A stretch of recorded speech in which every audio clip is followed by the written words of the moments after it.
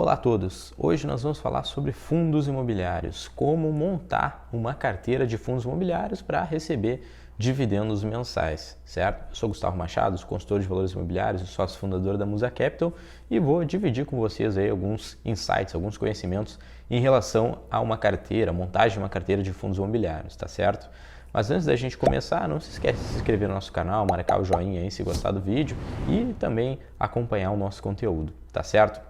Vamos lá então, para começar, vamos falar o que são os fundos imobiliários. Os fundos imobiliários são fundos de investimentos que são constituídos como uma espécie de condomínio onde diversas pessoas investem seu recurso, né, e passam esse recurso sob a administração de alguma instituição, alguma gestora específica, um banco ou algo nesse sentido, né, uma instituição financeira, que vai alocar esse recurso no mercado imobiliário através de títulos, né, então de renda fixa basicamente, ações de empresas incorporadoras, construtoras ou algo nesse sentido, outros fundos imobiliários ou mesmo imóveis especificamente. Então vai comprar títulos, né, de valores imobiliários ou imóveis para auferir renda ou ganho de capital através desse tipo de investimento voltado para o mercado imobiliário, certo?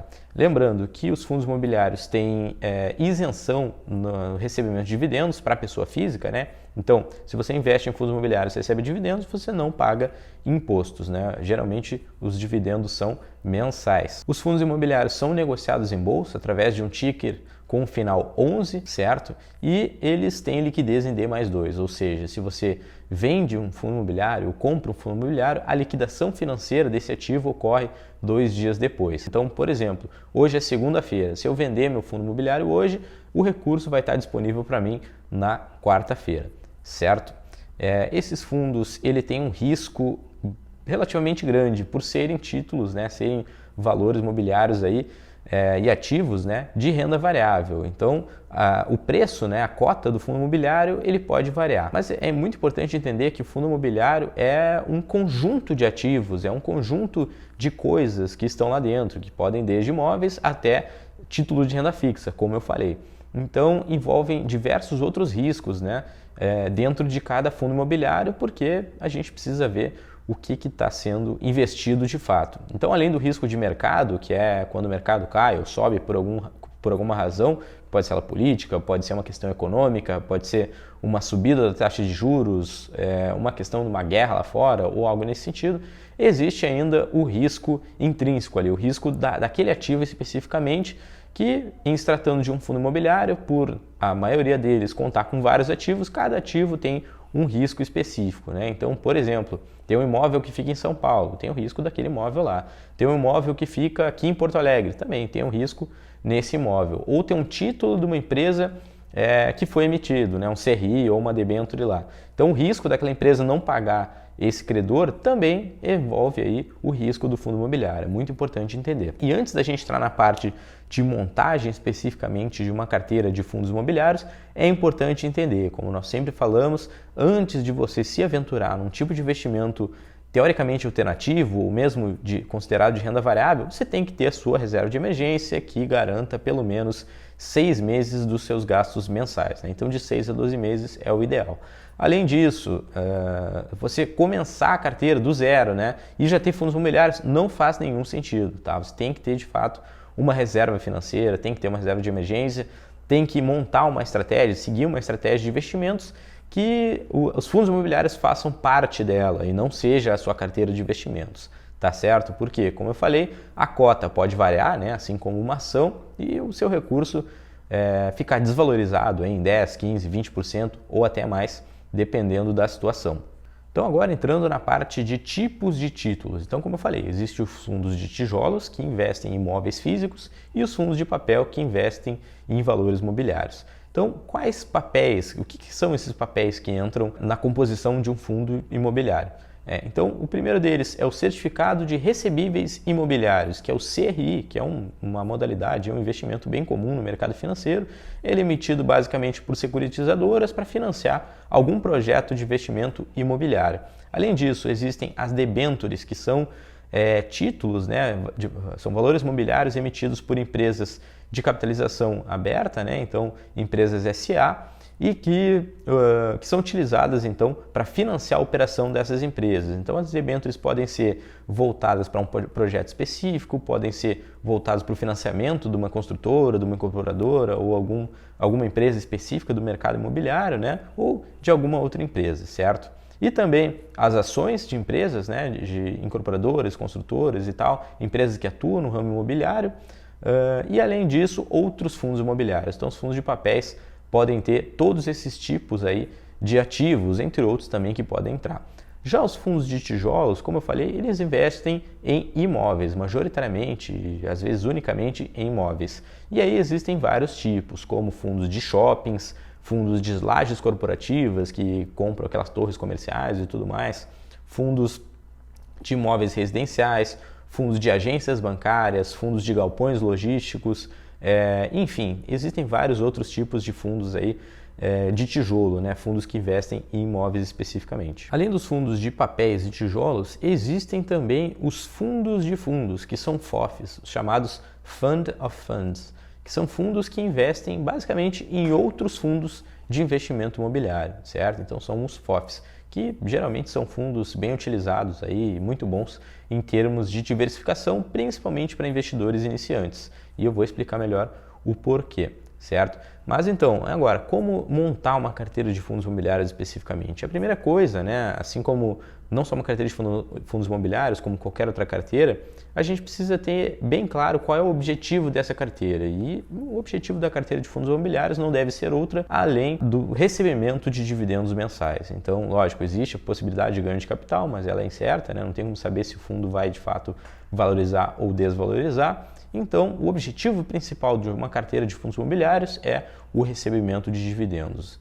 Então, a gente começa por aí. Depois, baseado nesse objetivo, a gente vai definir a alocação desse fundo. Então, por exemplo, quais tipos de fundos que eu vou colocar, qual é a maior exposição que eu vou ter. Por exemplo, em fundos de galpões logísticos, eu vou ter no máximo 10% da minha carteira, ou no máximo 20%. Fundos de fundos, quanto vai representar da minha carteira, e assim por diante. Bom, então para definir a estratégia, né, e eu vou dividir com vocês a estratégia que a gente segue aqui na Musa, tá? A estratégia de locação que a gente pensou juntos e montou a nossa carteira de fundos imobiliários da Musa. Então, a gente investe metade da carteira em fundos de recebíveis imobiliários, ou seja, fundos de papéis, e a outra metade voltada para renda de imóveis, renda de aluguel especificamente. Então, 50%, 50%. Essa é a primeira determinação dos limites. Depois, na parte de recebíveis, 20% é em um FOF, né, ou mais de um FOF, ou seja, fundo de fundos de recebíveis, né, fundos de papéis, e os outros 20% aí divididos em fundos específicos, né, que não são fundos de fundos, são fundos de recebíveis imobiliários especificamente. Nos 50% de imóveis também, naqueles 50%, 20%, né, do todo da carteira em FOF de imóveis, né, então 20% em fundo de fundos de imóveis, basicamente, para a gente ter uma diversificação bem boa, 10% em lajes corporativas, shoppings também 10% e mais 10% em galpões logísticos, ficando aí uma alocação global de 20% em FOF de imóveis, 20% em FOF de recebíveis, 10% em galpões logísticos, 10% em shoppings, 10% em lajes corporativas e 30% em recebíveis, ou seja, em valores imobiliários, né? Totalizando aí 50 para cada tipo de fundo de investimento. E lembrando que a estratégia, né, a tese de investimento, a gente sempre fala isso aqui, ela é individual. Então a carteira que faz sentido para mim, que faz sentido para a gente aqui na Musa, talvez não faça para você. Você queira ter fundos de agências bancárias, por exemplo, porque acredita que faz sentido ter esse tipo de fundo. Olha, cada pessoa gosta de seguir, prefere seguir uma estratégia que faz sentido para ela mesma, né? E eu aconselho você a sentar, pensar, estudar os fundos imobiliários e ver quais que fazem sentido na sua carteira, quais que fazem sentido para você especificamente, tá certo? Então, basicamente, essa estratégia que a gente segue aqui na Musa. Bom, agora eu vou entrar na parte de como escolher esses fundos. Vamos supor que eu quero escolher ali os meus 10% que corresponde ao fundo de logística, certo? Então eu vou abrir basicamente a página do Fundamentos, que é esse site aqui, um site bem conhecido, bem famoso para análise de fundos, né? Eu vou vir aqui nesse canto direito e clicar em FII e ele vai abrir essa busca avançada aqui por fundo de investimento imobiliário. Então eu vou procurar basicamente, eu já vou setar algumas configurações aqui. Então, os fundos existem de vários tipos, né? Então, um fundo híbrido que investe tanto em imóveis quanto recebíveis, de hospitais, de hotéis, de lares corporativas, de logística, residencial, shoppings, recebíveis imobiliários, né? Então, títulos de valores imobiliários. Eu vou escolher aqui o de logística, né? Que é o que a gente quer achar primeiro. O dividend yield eu não vou escolher, mas esse é o primeiro critério a ser utilizado, eu vou explicar depois por quê. O dividend yield é basicamente o quanto que esse fundo paga de dividendo anual, né? E aí, se eu fizer a divisão, ele fizer a relação, vou saber quanto ele vai pagar mensalmente. Depois, o próximo critério é o preço sobre valor patrimonial, que é basicamente o valor de mercado desse FII, né? O valor que ele é negociado em bolsa, dividido pelo valor patrimonial das cotas daquele fundo. Então, por exemplo, se esse valor estiver em 1, né, é como se esse fundo estivesse negociando pelo valor da FIP dele. Se fosse um carro, né, estaria negociando pelo valor da FIP. Se ele estiver em 0,8, por exemplo, é como se ele estivesse negociando a 80% da FIP, ou seja, ele está descontado, certo? Estou comprando um carro que vale 100 mil por 80 mil, basicamente. E, ao contrário disso, se ele tiver a 1,2, por exemplo, quer dizer que eu estou comprando um carro a 120% da FIP, ou seja, é mais caro do que ele vale, certo? Então aqui eu não vou colocar mínimo, né? Quanto mais barato, melhor. E o máximo eu vou colocar a 1, tá? O critério, cada um tem o seu, né? Mas como dado os preços dos fundos hoje, né, atualmente, eu decidi usar 1 de máximo aqui, certo? Valor de mercado eu não vou colocar, mas também é interessante. Quantidade de imóveis, considerando que é um fundo de imóveis especificamente, eu vou colocar aqui que ele tenha no mínimo 5 imóveis, por exemplo, e o máximo aí quantos forem, certo? Porque se eu pegar um fundo de um imóvel só, o que acontece se esse imóvel pegar fogo, se o locatário largar esse imóvel, ou enfim. Então é bem mais complicado, né? Por isso a gente vai pegar um fundo que tenha pelo menos 5 imóveis. Vacância é outra questão que é bom olhar, mas não vamos setar aqui porque a gente consegue olhar no ranking depois. Então, basicamente, eu coloquei aqui o PVP de 0 a 1 e, no mínimo, 5 imóveis para os fundos de logística, tá certo? Então, vamos buscar aqui.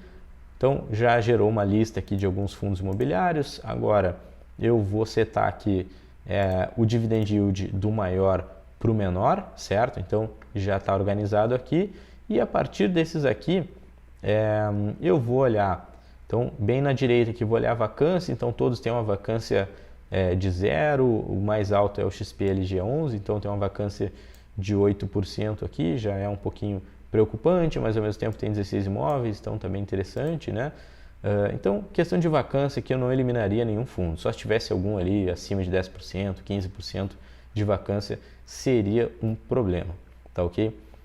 Outra questão que é interessante olhar, a liquidez do fundo, porque não adianta a gente selecionar um fundo aqui e ele não ter negociação. Então, desses aqui eu já eliminaria esse Euro 11 aqui, porque tem uma liquidez muito baixa. Tá? Então, quer dizer que ele não é tão negociado assim, talvez eu não consiga comprar e vender esse fundo em qualquer momento. Os demais aqui são ok, são interessantes aí de liquidez. Uma questão interessante também de olhar é o valor de mercado dos fundos, para não pegar nenhum muito pequeno, né? Então pegar fundos aqui acima de 1 bi é bem interessante, 600 milhões também já é um fundo ok, mas é pequeno, e aí critério de cada um, né? Eu prefiro geralmente trabalhar com fundos que têm uma capitalização, um valor de mercado maior de 1 milhão, certo? De 1 bilhão, quer dizer. Então vamos contar com esse critério então, 1 bilhão de valor de mercado, né? Então são fundos grandes aqui, não tem nenhum próximo disso, 600 milhões, 900 milhões, esse daqui dá para entrar também, é um fundo interessante. Ok, então decidi aqui quais que eu vou cortar, quais que eu vou utilizar. Vou olhar o PVP agora, né, desses que eu achei interessante. Então 092, 094, 098, 095. Depois lá em cima 092. Então os mais baixos são 092, então o GGRC e o BRCO, são dois fundos aí bem interessantes. Esse aqui tem 11 imóveis, 0% de vacância, o GGRC tem 19 imóveis, também 0% de vacância, certo? Desses dois fundos aqui, qual será que é o melhor? Agora a gente tem que entrar na carteira desses fundos e entender aí. Vamos começar aqui pelo BRCO. eu clico aqui nele, certo? Vai aparecer aqui algumas informações, então dividend yield de 7%, PVP de 0,92, que foram as questões que a gente olhou lá no início, certo? Então aqui tem uma questão histórica dele, como é que foi a valorização da cota. Outras questões aqui também, imóveis para renda representam 97% do fundo, tem uma parcela em caixa, alguns imóveis de construção. Aqui o número de imóveis, o número de unidades e a relação aí do percentual do fundo que está em imóveis, né, sobre o patrimônio líquido aí, a área, o aluguel por metro quadrado, preço por metro quadrado, utilização, a vacância, então a vacância de 0% é muito bom. Ok, vi aqui que é um fundo teoricamente bem diversificado, um fundo ok, eu vou atrás do relatório desse fundo. Agora a gente vai abrir aqui o relatório, está pensando um pouquinho. Ok, aqui a gente consegue ver de quem que é o fundo, né? Bresco Logística. Aqui ele vai contar mais ou menos a história do fundo, é bem interessante conhecer, né? Então, a maior parte dele é na cidade de São Paulo, 39%, 0% de vacância, os contratos de locação média de 4,9 anos, então na média, né, são 4,9 anos, 28% desses são atípicos, ou seja, são contratos diferentes dos contratos tradicionais, 91% dos inquilinos são considerados com um grau de investimento, ou seja, são de BB+, até o AAA, né, no caso. Então, são bons inquilinos, né, 91%, isso é bem interessante para o fundo, tá? Considerando aqui o rating das empresas, sendo que 10 das 11 propriedades são de classificação A+. Ele possui gestão ativa com foco exclusivamente no segmento logístico, né, que é o fundo que a gente está procurando. Aqui ele vai ter a demonstração do resultado do fundo, a questão da negociação, né, como é que está ocorrendo a negociação desse fundo. O portfólio, ele vai mostrar aqui, 59% está em São Paulo, 13% na Bahia, 13% em Minas Gerais, 6% no Paraná, 5% no Rio Grande do Sul e 3% no Rio de Janeiro. Então ele está mais concentrado no Sul e Sudeste aqui, mais a Bahia ali, certo? Então isso aqui é muito bom para a gente ver a diversificação desse galpão logístico.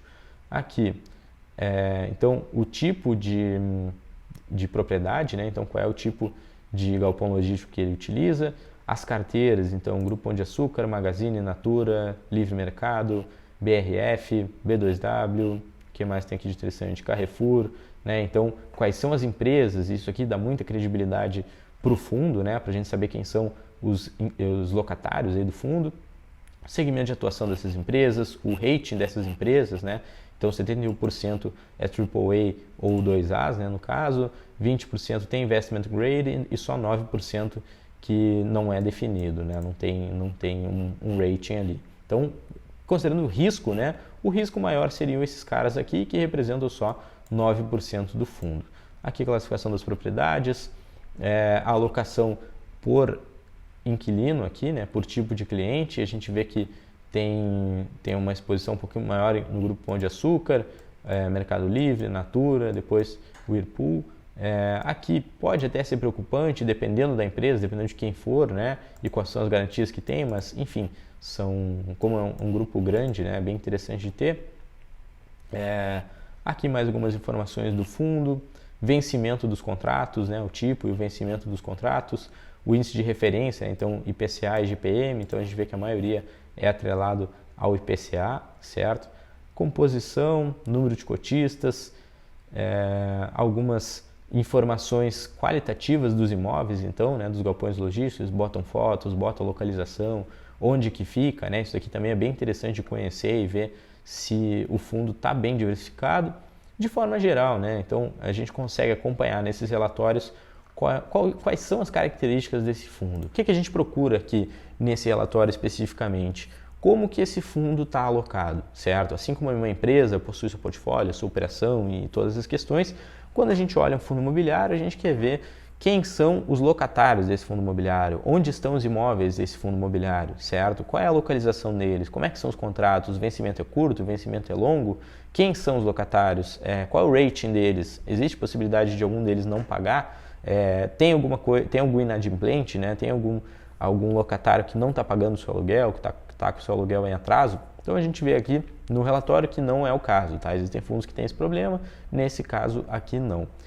E falando também em relatório, todos os fundos possuem um relatório semelhante. A gente pegar um fundo de papel, a gente também consegue destrinchar esse fundo e ver quem são os credores, né? Quem são os devedores, no caso, desse fundo, qual é o rating das empresas que estão devendo para esse fundo, né? Que emitiram a dívida ali que está com o fundo, qual é o tipo, se é IPCA, se é GPM, se é CDI, enfim, qual é o indexador daqueles títulos e qual é a duration, então qual é o prazo de maturação daqueles títulos e também a variação ali, então IPCA mais 8, IPCA mais 15, IPCA mais 10, enfim, a gente consegue ver tudo isso através do relatório dos fundos imobiliários. Bom, então mostrei aqui como que a gente faz, primeiro, como que a gente escolhe ali as limitações, né? Como que a gente escolhe qual vai ser a alocação, depois mostrei como fazer a análise quantitativa desses fundos, né? Procurando o dividend yield, que é o dividendo que ele paga anual, que se a gente dividir vai descobrir o dividendo mensal, como fazer a análise qualitativa desse fundo, né? Então abrindo o relatório e vendo de fato